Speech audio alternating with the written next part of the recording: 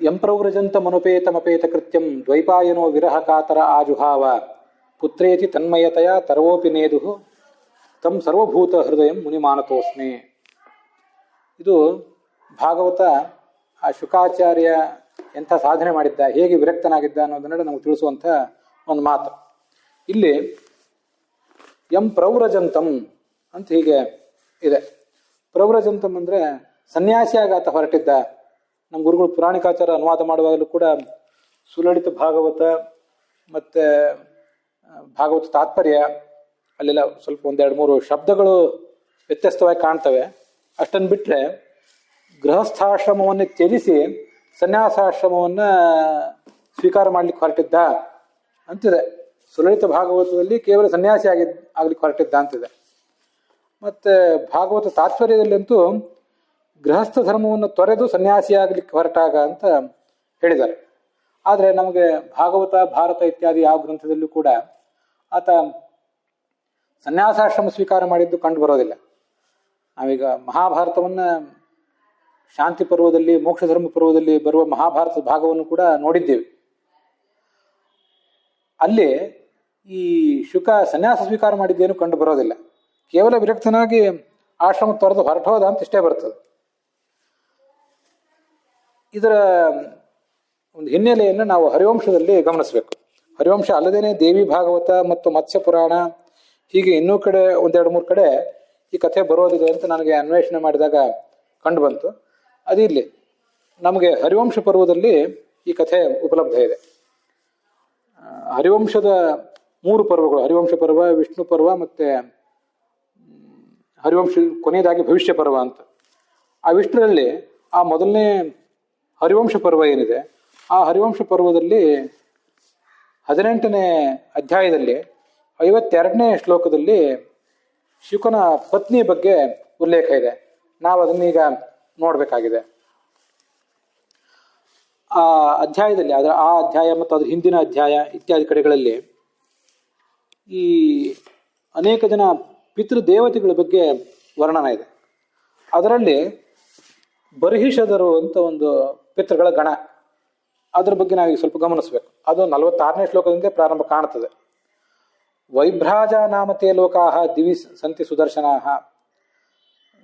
ಜುಲೋಕದಲ್ಲಿ ವೈಭ್ರಾಜ ಅನ್ನುವಂಥ ಒಂದು ಲೋಕ ಇದೆ, ಕೆಲವು ಲೋಕಗಳಿವೆ. ಅಲ್ಲಿ ಬರ್ಹಿಷದರು ಅನ್ನೋ ಪಿತೃಗಳಿದ್ದಾರೆ. ಈ 5 ಪಿತೃಗಳ ಗಣಗಳ ಬಗ್ಗೆ ಅಲ್ಲೆಲ್ಲ ಬಂದಿದೆ. ನಮಗೆ ಸ್ಥೂಲವಾಗಿ ಗೊತ್ತಿದೆ, ಅಮೂರ್ತಾನಾಂ ಚ ಮೂರ್ತಾನಾಂ ಪಿತೃಣಾಂ ದೀಪ್ತ ತೇಜಸಾಂ ಅಂತ ಹೀಗೆ ಅಮೂರ್ತ ಪಿತೃಗಳು ಮತ್ತು ಮೂರ್ತ ಪಿತೃಗಳು ಅಂತ ಹೀಗೆ ಬಂದಿದೆ. ನಾನು ಇದ್ರ ಬಗ್ಗೆ ಸುವಿದ್ಯೇಂದ್ರ ಸ್ವಾಮಿಗಳು ಮತ್ತು ಗೋವಿಂದಾಚಾರ್ಯ ಇತ್ಯಾದಿ ಅನೇಕ ಜನ ಹಿರಿಯರು ವಿದ್ವಾಂಸರನ್ನೆಲ್ಲ ಮಾತಾಡಿಸಿದಾಗ ಆ ಅಮೂರ್ತ ಪಿತೃಗಳು ಮತ್ತು ಮೂರ್ತ ಪಿತೃಗಳು ಅಂತ ಹೀಗೇನಿದ್ದಾರೆ ಅದರಲ್ಲಿ ಹೀಗೆ ಕೆಲವು ವಿಭಾಗ ಮಾಡಲಿಕ್ಕೆ ನನಗೆ ಸಾಧ್ಯ ಆಯಿತು. ಆ 18ನೇ ಅಧ್ಯಾಯದಲ್ಲಿ 8ನೇ ಶ್ಲೋಕದಲ್ಲಿ ವೈರಾಜ ಅಂತ ಒಂದು ಪಿತೃಗಳ ಗಣ ಇದೆ. ಅದು ಕೂಡ ಈ ಅಮೂರ್ತ ಗಣದಲ್ಲಿ ಸೇರಿದ್ದು. ಮುಂದೆ ಅಗ್ನಿಶ್ವಾತ್ತರು ಅಂತ ಮತ್ತೊಂದು ಗಣ ಇದೆ. ಅದು 26ನೇ ಶ್ಲೋಕದಲ್ಲಿ ಕಂಡು ಬರ್ತದೆ. ಅಮೂರ್ತ ಪಿತೃಗಣದಲ್ಲಿ ಸೇರಿದಂಥ 2ನೇ ಗಣ ಅದು. ಮತ್ತು ಮುಂದೆ ಈ ವೈಭ್ರಾಜರು ಅಂತ ನಾವೇನು ನೋಡ್ತೀವಲ್ಲ, ಅಮೂರ್ತ ಗಣದಲ್ಲಿ ಸೇರಿದಂತಹ 3ನೇ ಪಿತೃಗಣ ಇದು. ಇನ್ನು ಮುಂದೆ ಸುಕಾಲರು ಅಂತ ಮತ್ತೊಂದು ಬರ್ತದೆ, ಅದು 57ನೇ ಶ್ಲೋಕದಲ್ಲಿದೆ. ಮೊದಲಿನ 3 ಅಮೂರ್ತ ಪಿತೃಗಣ, ಈಗ ನಾವು ನೋಡ್ತಿರೋದು ಮೂರ್ತ ಪಿತೃಗಣದಲ್ಲಿ ಬಂದಿರುವಂಥ ವಿಚಾರ. ಸುಕಾಲರು ಅಂತ, ಅದಲ್ಲದೆ ಅಂಗಿರಸರು ಅಂತ ಮತ್ತೊಂದಿದೆ, ಅವ್ರದ್ದು 59ನೇ ಶ್ಲೋಕದಲ್ಲಿ ವಿವರಣೆ ಇದೆ. ಅದು ಮೂರ್ತ ಪಿತೃಗಣದಲ್ಲಿ 2ನೇದು. ಮತ್ತು ಸುಸ್ವಧರು ಅಂತ ಇನ್ನೊಂದಿದೆ, ಮತ್ತೊಂದು ಗಣ, ಅವ್ರದ್ದು ಈ ಮೂರ್ತ ಪಿತೃಗಣದಲ್ಲೇ 3ನೇದು. ಹೀಗಿಷ್ಟು ವಿವರಣ ಅವ್ರದ್ದು ಕಂಡು ಬರ್ತದೆ. ಇದಾದ್ಮೇಲೆ 67ನೇ ಶ್ಲೋಕದಲ್ಲಿ ಸೋಮಪರು ಅಂತ ಮತ್ತೊಂದು ಗಣಗಳ ಬಗ್ಗೆ ಕೇಳಿ ಬರ್ತದೆ. ಅವರು ಮೂರ್ತ ಪಿತೃಗಣದಲ್ಲಿ 4ನೇಯವರು. ಹೀಗೆ ಮೂರ್ತ ಪಿತೃಗಣದಲ್ಲಿ 4 ಗಣಗಳು, ಮತ್ತೆ ಅಮೂರ್ತ ಪಿತೃಗಣದಲ್ಲಿ 3, ಹೀಗೆ ಒಟ್ಟು 7 ಪಿತೃಗಣಗಳು.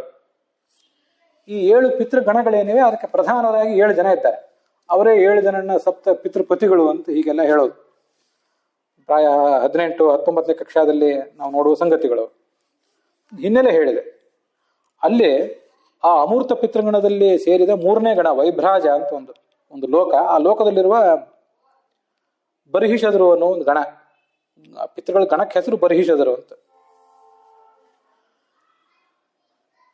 ಈ ಬರ್ಹಿಷದರು ಅನ್ನುವ ಗಣವನ್ನ ನಾಗರು, ಸರ್ಪರು, ಸುಪರ್ಣರು, ಪಕ್ಷಿಗಳು, ಯಕ್ಷರಾಕ್ಷಸರೆಲ್ಲ ಪೂಜೆ ಮಾಡ್ತಾರೆ.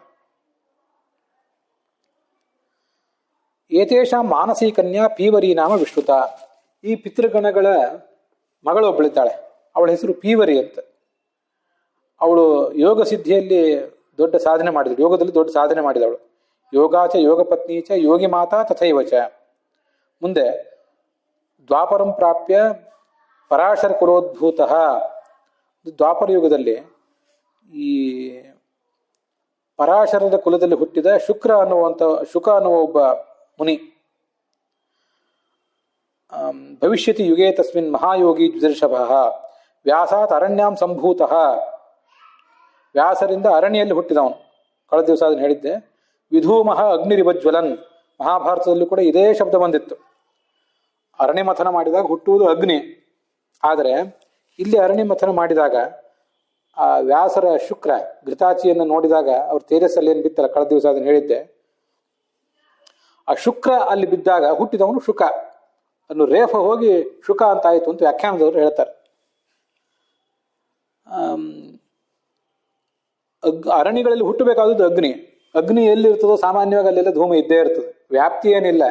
ಎತ್ರ ಎತ್ರ ಧೂಮ ತತ್ರ ತತ್ರ ಅಗ್ನಿ ಅಂತ ವ್ಯಾಪ್ತಿ ಇದೆಯಾ ಹೊರತು ಎತ್ರ ಅಗ್ನಿಹೇ ತತ್ರ ಧೂಮ ಅಂತ ವ್ಯಾಪ್ತಿ ಏನಿಲ್ಲ. ಆದರೂ ಸಾಮಾನ್ಯವಾಗಿ ಅಗ್ನಿ ಇದ್ದಲ್ಲೆಲ್ಲ ಧೂಮ ಇದ್ದೇ ಇರ್ತದೆ. ಆದರೆ ಇಲ್ಲೊಂದು ಅಗ್ನಿ ಹುಟ್ಟಿತಲ್ಲ, ಈ ಅಗ್ನಿ ಮಾಣವಕಃ, ಈ ಮಾಣಿ ಅಗ್ನಿ ಶುಕಾಚಾರ್ಯ ಏನು ಹುಟ್ಟಿದ, ಇವನು ಧೂಮರಹಿತನಾದ ಅಗ್ನಿ, ಹಾಗೆ ಪ್ರಕಾಶಿಸ್ತಾ ಇದ್ದಾನೆ. ಸತಸ್ಯಾಂ ಪಿತೃಕನ್ಯಾಯಾಂ, ಪೀವರಿ ಅನ್ನುವಂತಹ ಪಿತೃಕನ್ಯಾ ಏನಿದ್ದಾಳೆ ಅವಳಲ್ಲಿ ಅವನು ಒಬ್ಬ ಹುಡುಗಿಯನ್ನ 4 ಜನ ಮಕ್ಕಳನ್ನು ಪಡಿತಾನೆ. ಕನ್ಯಾನ್ ಪುತ್ರಾಂಶ್ಚ ಚತುರಃ ಯೋಗಾಚಾರ್ಯಾನ್ ಮಹಾಬಲಾನ್. ಕೃಷ್ಣ, ಗೌರ, ಪ್ರಭು, ಶಂಭು 4 ಹೆಸರುಗಳು. ನಿಮ್ಮ ಮಾಹಿತಿಗಾಗಿ ಹೇಳ್ತಿದ್ದೀನಿ. ಕೃಷ್ಣ, ಗೌರ, ಪ್ರಭು, ಶಂಭು ಅಂತ 4 ಜನ ಗಂಡು ಮಕ್ಕಳು. ಕೃತ್ವಿ ಅಂತ ಒಬ್ಬಳು ಹೆಣ್ಣುಮಗಳು. ಅವಳನ್ನು ಮುಂದೆ ಬ್ರಹ್ಮದತ್ತ ಮದುವೆ ಮಾಡ್ಕೋತಾನೆ ಅಂತಿಷ್ಟು ಕಥೆ. ಬ್ರಹ್ಮದತ್ತನ ತಾಯಿ ಅವಳು ಅಣುಹ ರಾಜನ ಹೆಂಡತಿ. ಸ್ವಲ್ಪ ನಾನು ವ್ಯತ್ಯಾಸ ಮಾಡಿ ಹೇಳಿದೆ. ಅಣುಹನನ್ನ ಮದುವೆ ಮಾಡಿಕೊಂಡು ಬ್ರಹ್ಮದತ್ತನನ್ನು ಪಡ್ಕೋತಾಳೆ. ಹೀಗೆ ಪೀವರಿ ಅಂತಂತ ಅವನ ಹೆಂಡತಿ ಹೆಸರು. ಶುಕ ಅನ್ನುವ ಶಬ್ದದ ಅರ್ಥ ನಾವು ನೋಡಿದ್ದೀವಿ. ಈ ಶುಕ ಅಂದ್ರೆ ಅವನ ತಾಯಿ ಘೃತಾಚಿ ಅವನನ್ನು ಹೆತ್ತವಳೇನಲ್ಲ, ಆದರೆ ಅವನ ಜನನಕ್ಕೆ ಒಂದು ರೀತಿ ಕಾರಣಗಳಾದವಳು. ಅವಳು ಹೆಣ್ಣು ಗಿಳಿಯ ರೂಪದಿಂದ ಅಲ್ಲಿ ಬಂದಿದ್ಲು. ಅದು ನೀವು ಶುಕ ಅಂತ ಹೆಸರು ಬಂತು ಅಂತ ಹೇಳ್ತಾರೆ. ಅದು ಎಲ್ಲ ಮೂಲ ಗ್ರಂಥಗಳಲ್ಲಿ ಸ್ಪಷ್ಟ ಇಲ್ಲ. ಅಥವಾ ಶುಕ್ರ ಅಂದ್ರೆ ತೇಜಸ್ಸು, ವ್ಯಾಸರ ತೇಜಸ್ಸು ಅದು ಮಥಿತ ಆಗುವಾಗ ರಕಾರವನ್ನು ಕಳ್ಕೊಂಡು ಶುಕ ಆಗಿ ಹುಟ್ಟಿದ ಅಂತ ಹೀಗೆಲ್ಲ ಹೇಳ್ತಾರೆ. ಅಂತೂ ಈ ಶುಕ ಅನ್ನೋದಕ್ಕಿದೆ ಹೆಸರು. ಪೀವರಿ ಅಂತ ಹೆಸರು ಇದೆಯಲ್ಲ, ಪೀವರಿ ಅಂದ್ರೆ ಅಭಿವೃದ್ಧಿಶೀಲಳಾದವಳು ಅಂತ ಅರ್ಥ. ಪ್ಯೈ ಧಾತು ಇದೆ. ಪ್ಯೈ ವೃದ್ಧವನ್ನೋ ಧಾತುವಿನಿಂದ ಪ್ಯಾಯತೆ, ಚೆನ್ನಾಗಿ ಅಭಿವೃದ್ಧಳಾದವಳು. ದೈಹಿಕವಾಗಿಯೂ ಕೂಡ ಸುಂದರಿ, ಅರ್ಥ ಇದ್ದೇ ಇರ್ತದೆ. ದೇವತಾ ಸ್ತುತಿಯರೆಲ್ಲ ಸುಂದರಿಯರಾಗೇ ಇದ್ದೇ ಇರ್ತಾರೆ. ಅದಲ್ಲದೆ ಆಧ್ಯಾತ್ಮಿಕವಾಗಿ ಅಂತರಂಗದ ಸೌಂದರ್ಯವನ್ನು ಪಡೆದವಳು ಅಂತ ಅದಕ್ಕೆ ಹೀಗೆ ಅರ್ಥ ಆಗ್ತದೆ. ಆದ್ರಿಂದ ಅವಳನ್ನು ಪೀವರಿ ಅಂತ ಹೀಗೆ ಹೇಳ್ತಾರೆ. ನಾವು ಕೋಶದಲ್ಲಿ ಅದನ್ನು ಕೂಡ ನೋಡುವಂಥ ಒಂದು ಪ್ರಸಂಗ ಬಂತು ನಮಗೆ, ಅದನ್ನು ಕೂಡ ತಿಳ್ಕೊಂಡಿದ್ದೀವಿ. ಹೀಗೆ ಆಕೆ ಪೀವರಿ, ಇವನು ಅವಳ ಪತಿ ಶುಕ. ಶುಕ ಅನ್ನೋ ಶಬ್ದಕ್ಕೆ ನಾವು ಈ ಶಬ್ದಕಲ್ಪದ್ರುಮ ಮೊದಲಾದನ್ನು ತೆಗೆದು ನೋಡಿದರೆ ಶುಭ ದೀಪ್ತವು, ಶೋಭಿಸುವವನು ಅಂತ ಅರ್ಥ. ಆ ಶುಭ ದೀಪ್ತವು ಧಾತುವಿಗೆ ಕ ಪ್ರತ್ಯಯ ಬಂದು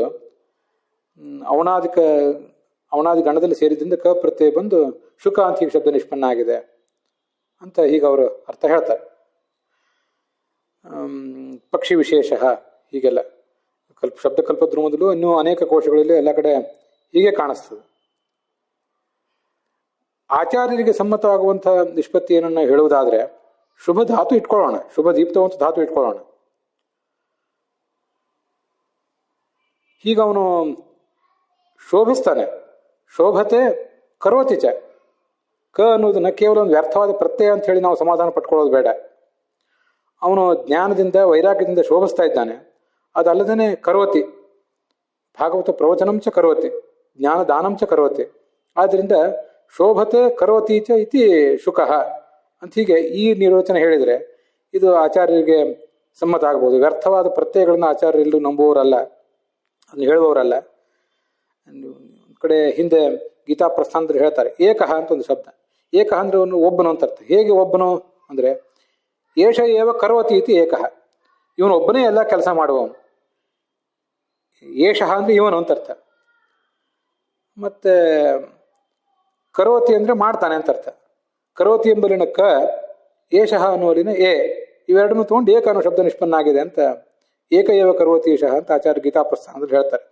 ಆ ಅರ್ಥದಲ್ಲಿ ಶುಭ ಭಾಷಣೆ ಹೀಗೂ ಒಂದು ಧಾತು ಇದೆ, ನಾನಾ ಥರದ ಧಾತುಗಳಿವೆ.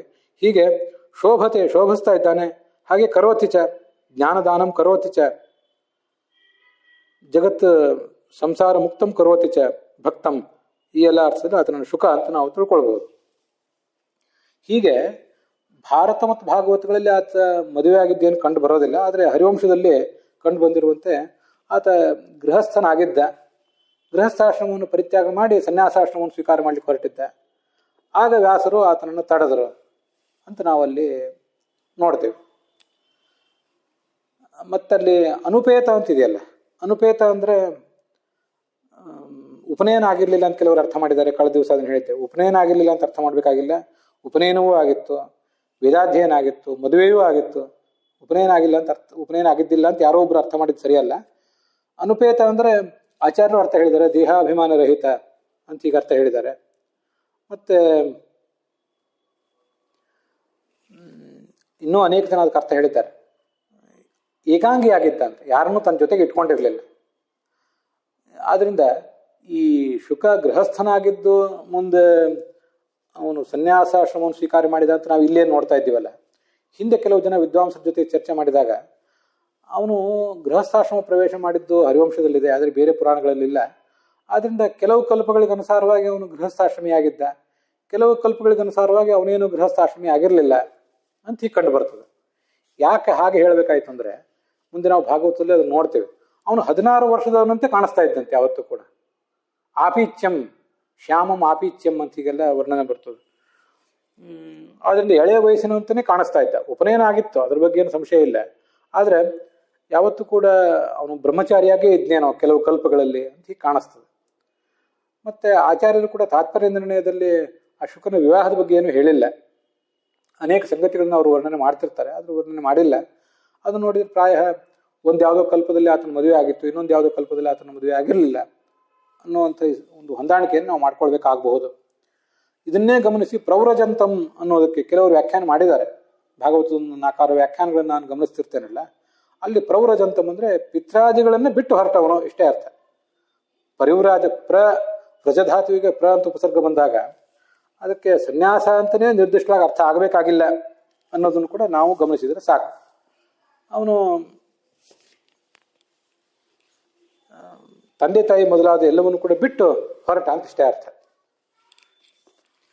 ನಾವು ಇಷ್ಟನ್ನೆಲ್ಲ ಅದ್ರ ಬಗ್ಗೆ ನೋಡಿದ್ದೇವೆ.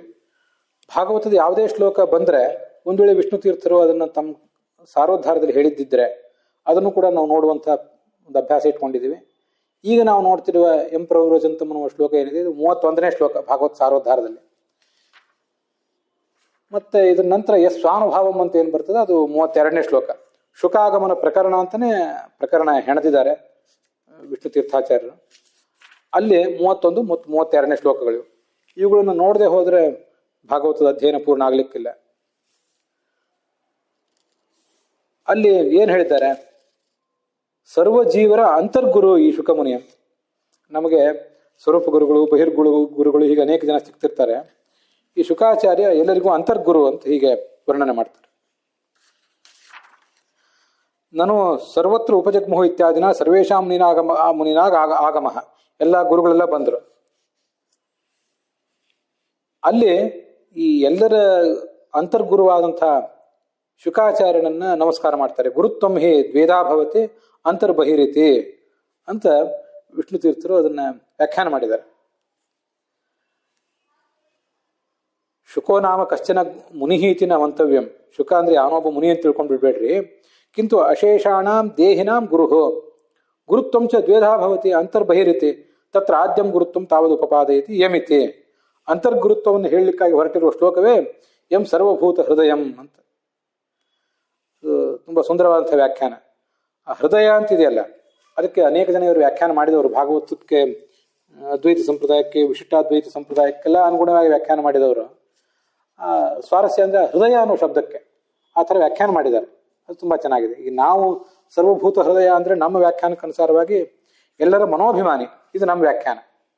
ಆದರೆ ಆ ಸರ್ವಭೂತ ಹೃದಯಂ ಅಂದ್ರೆ ಎಲ್ಲಾ ಭೂತಗಳ ಹೃದಯದಲ್ಲಿದ್ದು ಅವುಗಳಿಗೆ ಜ್ಞಾನ ಕೊಡುವವನು ಅರ್ಥ ಮಾಡಿದಾರಲ್ಲ, ಅದು ಬಹಳ ವಿಶಿಷ್ಟವಾದಂತಹ ಒಂದು ಸಂಗತಿ. ವೀರರಾಘವರ ವ್ಯಾಖ್ಯಾನದಲ್ಲಿ ಯತೇವ ಸರ್ವಭೂತಾನಾಂ ಹೃದಯ ಅಯತೆ, ಹೃದಯ ಅಂದ್ರೆ ಹೃದಯ ಅಯತೆ, ಅಯಗತವು ಅಂತ ಧಾತು. ಹೃದಯದಲ್ಲಿದ್ದಾನೆ. ಯಾಕೆ ಅಂದ್ರೆ ಜ್ಞಾನದ್ವಾರ ವ್ಯಾಪ್ನೋತಿ, ಅವರೆಲ್ಲರಿಗೂ ಕೂಡ ಜ್ಞಾನವನ್ನು ಕೊಟ್ಟು ಆ ಮೂಲಕ ಅವರ ಹೃದಯವನ್ನು ವ್ಯಾಪಿಸಿಕೊಂಡಿದ್ದಾನೆ. ಯದ್ವಾ ಸರ್ವಭೂತಾನಾಂ ಹೃದಯಂ ಯಸ್ಯ ಜ್ಞಾನದ್ವಾರ ವ್ಯಾಪ್ಯಂ ಸಹ ಸರ್ವಭೂತ ಹೃದಯ. ಯದ್ವಾ ಹೃದಯ ಶಬ್ದೇನ ಧರ್ಮಭೂತಂ ಜ್ಞಾನಂ ಲಕ್ಷ್ಯತೆ ಹೃದಯಸ್ಯ ಜ್ಞಾನ ಸಾಹಚರ್ಯಾತ್. ಜ್ಞಾನ ಇರುವುದು ನಮ್ಮ ಹೃದಯದಲ್ಲಿ. ಹೃದಯ ಅಂದ್ರೆ ಹಾರ್ಟ್ ಅಲ್ಲ, ಮನಸ್ಸು. ಸರ್ವಭೂತೇಶು ಹೃದಯಂ ಧರ್ಮಭೂತಂ ಜ್ಞಾನಂ ಅಧಿಷ್ಠಾನಂ ಯಸ್ಯ. ನಮಗೆಲ್ಲರಿಗೂ ಕೂಡ ಜ್ಞಾನ ಬಂದಿರುವುದು ಅವನಿಂದ. ಆ ಜ್ಞಾನಕ್ಕೆ ಅವನು ದೊಡ್ಡ ಗುರು. ತಮ್ಮ ಮುನಿಂ, ನಾನು ಆ ಗುರುವನ್ನು ನಮಸ್ಕಾರ ಮಾಡ್ತೀನಿ ಅಂತ ವೀರರಾಘವರು ಅದಕ್ಕೆ ವ್ಯಾಖ್ಯಾನ ಮಾಡಿದ್ದಾರೆ. ಅವನು ಮನೋಭಿಮಾನಿ, ಜ್ಞಾನದಾಯಕ ಅಂತ ನಾವೇನೋ ನಮ್ಮ ಸಿದ್ಧಾಂತದಲ್ಲಿ ಅರ್ಥ ಹೇಳ್ತೀವಿ, ಆ ಅರ್ಥಕ್ಕೆ ಅದು ಹೊಂದಾಣಿಕೆ ಆಗ್ತದೆ. ಆ ದೃಷ್ಟಿಯಿಂದ ಆ ವ್ಯಾಖ್ಯಾನ ನಾವು ಸ್ವೀಕಾರ ಮಾಡಬಹುದು. ಅದೇ ಅಂತರ್ಗುರುತ್ವಂ ಉಪಪಾದಯತೆ ಅಂತ. ದೇಹಾಭಿಮಾನವನ್ನು ತೊರೆದಂತಹ ಶುಕಮುನಿ ಹೋಗುವಾಗ, ಗೃಹಸ್ಥ ಧರ್ಮವನ್ನು ತೊರೆದು ಹೋಗುವಾಗ ಹೀಗೆ ಅವರು ವ್ಯಾಸರು ಆಕ್ರಂದ ಮಾಡಿದರು. ಪ್ರವ್ರಜಂತಂ ಸರ್ವಂ ಪರಿತ್ಯಜ್ಯ ಪರಮಹಂಸಚರ್ಯಯ ಗಚ್ಚಂತಂ ಪುತ್ರೇ ಆಜುಹಾವ ಆಹೂತವಾನ್ ಅಂತ ಹೀಗಲ್ಲಿ ಕಂಡು ಬಂದಿದೆ. ಮನೋನಿಯಾಮಕ ರುದ್ರಾವತಾರದಯ ಸರ್ವಭೂತ ಮನಸ್ಥಿತತ್ವೇನ. ಮನೋನಿಯಾಮಕನಾದ ರುದ್ರನ ಅವತಾರನಾದ್ರಿಂದ ಇವನು ಎಲ್ಲರ ಮನಸ್ಸಿನಲ್ಲಿದ್ದಾನೆ. ಆದ್ರಿಂದ ಈ ಕೇವಲ ನಾನು ಕಳೆದ ದಿವಸ ಹೇಳಿದಂತೆ ಮನುಷ್ಯರ ನಮ್ಮಂಥವರ ಮನಸ್ಸಿನಲ್ಲಿ ದೇಹದಲ್ಲಿ ಮಾತ್ರ ಇರುವುದಲ್ಲ, ಪ್ರಾಣಿಗಳ, ಪಕ್ಷಿಗಳ, ವೃಕ್ಷಗಳ ದೇಹದಲ್ಲೂ ಇದ್ದಾನೆ, ಮನಸ್ಸಿನಲ್ಲೂ ಇದ್ದೇ ಇದ್ದಾನೆ.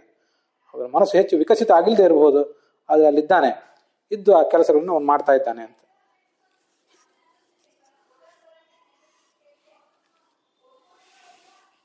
ಆ ಭಾಗವತ್ ಸಾರೋದ್ಧಾರದಲ್ಲಿ ನಮ್ಮ ಗುರುಗಳು ಪುರಾಣಿಕಾಚಾರ್ಯರು ಆ ಮೋಕ್ಷ ಧರ್ಮ ಪರ್ವದ 164 ಎಲ್ಲ ಶ್ಲೋಕಗಳನ್ನ ಕೋಟ್ ಮಾಡಿದ್ದಾರೆ. ಪುಸ್ತಕ ನಿಮ್ಮ ಹತ್ರ ಇದ್ರೆ ಅಲ್ಲಿ ಆ ಶ್ಲೋಕಗಳನ್ನು ಗಮನಿಸಬಹುದು. ಅಲ್ಲಿ ಒಂದು ಕಡೆ ಮೊದಲನೇ ಕಡೆ ಶ್ಲೋಕ ಸಂಖ್ಯೆ ಸರಿ ಇದೆ, 164ನೇ ಅಧ್ಯಾಯ 26ನೇ ಶ್ಲೋಕ ಅಂತ. ಮುಂದೆ 265 ಅಂತಿದೆ, ಅದು 265 ಅಲ್ಲ, 165 ಆಗಬೇಕು. ಇವು ಸ್ವಲ್ಪ ಸಣ್ಣ ಪುಟ್ಟ ತಿದ್ದುಪಟ್ಟಿಗಳಿದ್ರೆ ಅದನ್ನ ಮಾಡ್ಕೊಳ್ಳಿ. ಅವನು ಅಂತರ್ಗುರು ಅಂತ ಹೀಗೆ ಗೊತ್ತಾಗ್ತದಂತೆ. ಇವತ್ತಿಗೂ ಆ ಪ್ರತಿಧ್ವನಿ ಕೇಳಿ ಬರ್ತದೆ ಅನ್ನೋದನ್ನೆಲ್ಲ ವರ್ಣನೆ ಮಾಡಿದ್ದಾರೆ. ನಾವೇನೇ ಧ್ವನಿ ಮಾಡ್ತೀವಲ್ಲ, ಇವತ್ತು ಚಿಕ್ಕ ಮಕ್ಕಳು ಹುಟ್ಟಿದ ಆರಭ್ಯ ಸಾಯುವವರೆಗೂ ನಾವು ಧ್ವನಿ ಮಾಡ್ತಾ ಇರ್ತೀವಿ. ಪ್ರವಚನ ಮಾಡ್ತೀವಿ, ಯಾರನ್ನು ಬೈತೀವಿ, ಯಾರನ್ನು ಪ್ರಶಂಸೆ ಮಾಡ್ತೀವಿ, ಏನೇ ಧ್ವನಿ ಮಾಡ್ತೀವಿ. ಧ್ವನ್ಯಾತ್ಮಕ ಶಬ್ದ ಉಚ್ಚಾರಣೆ, ವರ್ಣಾತ್ಮಕ ಶಬ್ದ ಉಚ್ಚಾರ ಮಾಡ್ತೀವಿ. ಅದನ್ನೆಲ್ಲ ಮಾಡುವುದು ಯಾರು? ಪ್ರತಿಯೊಂದು ಧ್ವನಿಯನ್ನು ನಮ್ಮ ಸ್ವರೂಪಾಭಿಮಾನಿಯಾದಂಥ ಶುಕನೇ ಮಾಡ್ತಾನೆ ಅಂತಾರೆ ಪುರಾಣಿಕಾಚಾರ್ಯ. ಸ್ವಲ್ಪ ವಿಷ್ಣು ತೀರ್ಥರು ಹೇಳಿದ್ದನ್ನು ಅವರು ವಿಸ್ತರಿಸಿದ್ದಾರೆ ಅಂತ ಕಾಣಿಸ್ತದೆ. ಅದು ಪದ ಸಮನ್ವಯ ಮಾಡಿದಾಗ ಭಗವಂತನ ಸ್ತೋತ್ರವೇ ಆಗ್ತದೆ. ಅಂತರ್ಯಾಮಿ ಗುರುಗಳಾದಂಥ ಹರಿಹರ ಬ್ರಹ್ಮಾದಿಗಳಿಗೆ ಅದು ಗೊತ್ತಾಗ್ತದೆ, ಉಳಿದವರಿಗೆ ಗೊತ್ತಾಗೋದಿಲ್ಲ. ಆದ್ದರಿಂದ ಶುಕಾಚಾರ್ಯ ಎಲ್ಲರ ಹೃದಯದೊಳಗಿದ್ದು ಭೋಹೋ ಅಂತ ಉತ್ತರ ಕೊಟ್ರಲ್ಲ, ವ್ಯಾಸರು ಭೋಹೋ ಅಂತ ಕರೆದಾಗ ಇವರು ಉತ್ತರ ಕೊಟ್ರು. ಆ ಭೋಹೋ ಅನ್ನೋ ಶಬ್ದ ಅದು ಹೇಗೆ ಭಗವಂತನ ಸಮನ್ವಯ ಮಾಡೋದು?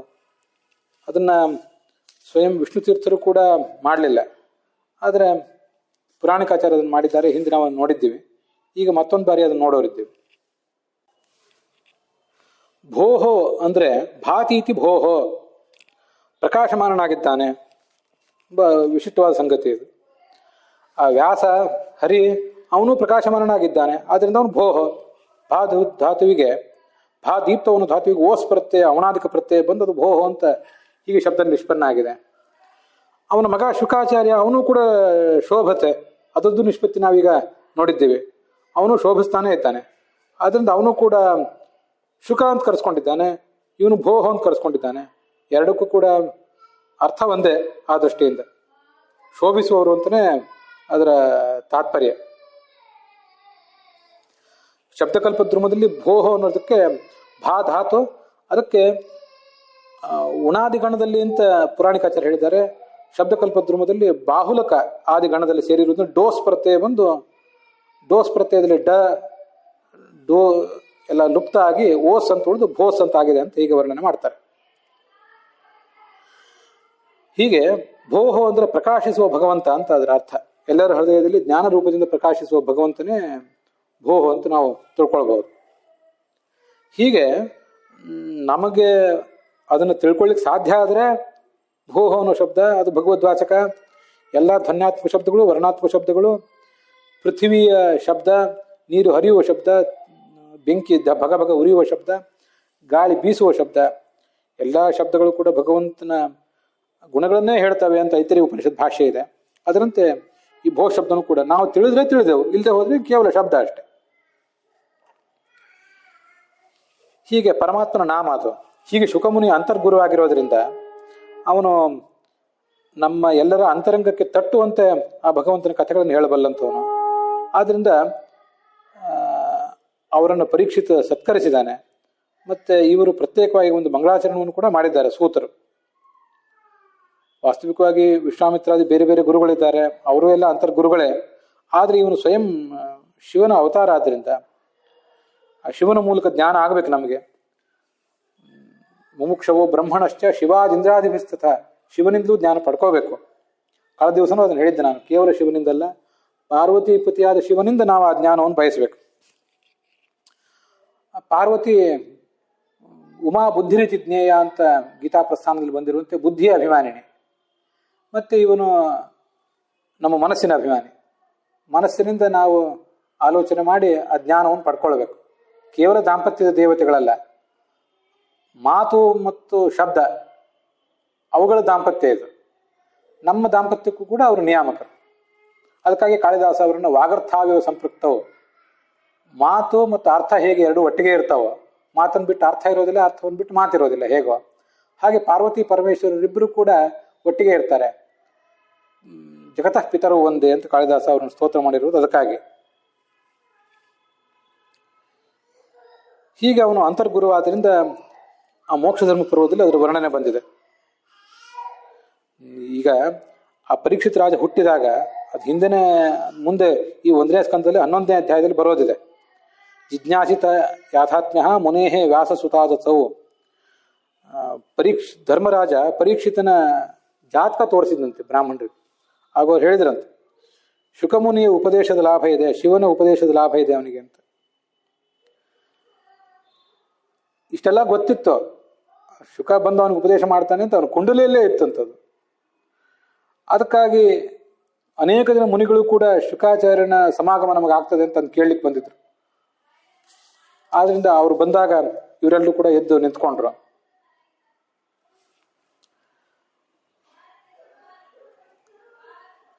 ಅನೇನ ಅಂತಸ್ಥಿತ್ವ ಸರ್ವೋಪದೇಷ್ಟೃತ್ವ ರೂಪಂ ಆಂತರಂ ಗುರುತ್ವಂ ಉಪಪಾದಿತಂ ಭವತಿ ಅಂತಾರೆ ವಿಷ್ಣು ತೀರ್ಥರು ತಮ್ಮ ಕೊನೆಯ ಮಾತಿನಲ್ಲಿ.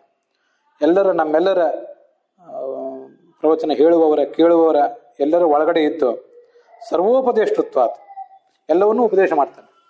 ಸರಿಯಾದ ಶಬ್ದವನ್ನು ಕೂಡ ನಮಗೆ ತಿಳಿಸಿಕೊಡ್ತಾನೆ, ಸರಿಯಾದ ಅರ್ಥವನ್ನು ಕೂಡ ತಿಳಿಸಿಕೊಡ್ತಾನೆ. ಮತ್ತೆ ಪಾರ್ವತಿ ಪರಮೇಶ್ವರನನ್ನು ನೆನೆದು ನಾವು ಈ ಭಾಗವತದ ಶ್ರವಣಕ್ಕೆ ಇಳಿದಿರುವುದರಿಂದ ಸರಿಯಾದ ಶಬ್ದವೂ ನಮಗೆ ತಿಳಿಬೇಕು, ಅದಕ್ಕೆ ಸರಿಯಾದ ಅರ್ಥವೂ ತಿಳಿಬೇಕು ಅಂತ ಮತ್ತೊಮ್ಮೆ ಅವ್ರನ್ನ ಪ್ರಾರ್ಥನೆ ಮಾಡಬೇಕು. ಸರಿಯಾದ ಅರ್ಥ ಮತ್ತು ಶಬ್ದ ನಮಗೆ ತಿಳಿದೇ ಹೋದರೆ ಅವ್ರ ದಾಂಪತ್ಯವನ್ನೇ ನಾವು ಸರಿಯಾಗಿ ತಿಳ್ಕೊಂಡಂತೆ ಆಗೋದಿಲ್ಲ ಅಂತ ಹೀಗೆ ಪಾರ್ವತಿ ಪರಮೇಶ್ವರರನ್ನು ನೆನೆಸಿ ಪರಮೇಶ್ವರನ ಅವತಾರನಾದಂಥ ಶುಕನ ಸ್ವರೂಪವನ್ನು ಕೂಡ ನಾವು ಹೀಗೆ ತಿಳ್ಕೊಂಡು ಆ ಶ್ಲೋಕದ ಶ್ರವಣವನ್ನು ಇಲ್ಲಿಗೆ ಸಮಾಪ್ತ ಮಾಡಿದ್ವಿ.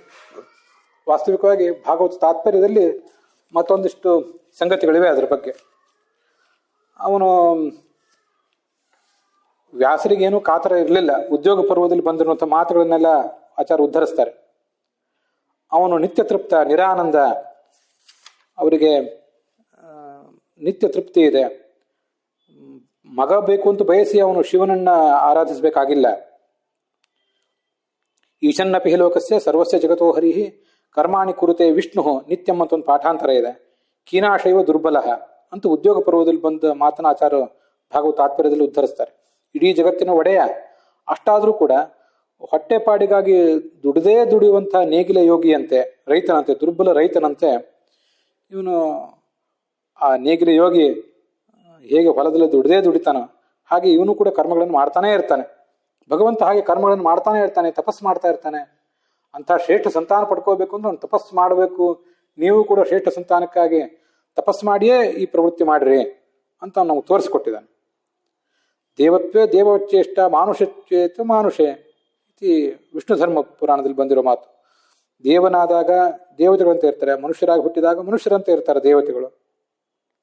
ಯಾಕೆಂದ್ರೆ ಸರ್ವಭೂತ ಹೃದಯಂ ಅಹಂಕಾರಾತ್ಮಕತ್ವಾತ್, ಅಹಂಕಾರದ ಅಭಿಮಾನಿ ಶಿವ ಆದ್ರಿಂದ ಎಲ್ಲರ ಹೃದಯದಲ್ಲಿದ್ದಾನೆ. ಅಹಂಕಾರಾತ್ಮಕೋ ರುದ್ರ ಶುಕೋ ದ್ವೈಪಾಯನಾತ್ಮಜ ಅಂತ ಸ್ಕಂದ ಪುರಾಣದಲ್ಲಿದೆ. ಈ ಅಹಂಕಾರಾತ್ಮಕನಾದ ರುದ್ರನೇ ದ್ವೈಪಾಯನದ ಮಗನಾಗಿ ಶುಕನಾಗಿ ಜನಿಸಿದ ಅಂತ. ಅಲ್ಲಿಗೆ ಆ 1ನೇ ಅಧ್ಯಾಯದ 2ನೇ ಶ್ಲೋಕದ 1ನೇ ಸ್ಕಂದದ 2ನೇ ಅಧ್ಯಾಯದ 2ನೇ ಶ್ಲೋಕದ ಶ್ರವಣ ಇಲ್ಲಿಗೆ ಸಮಾಪ್ತವಾಗಿದೆ.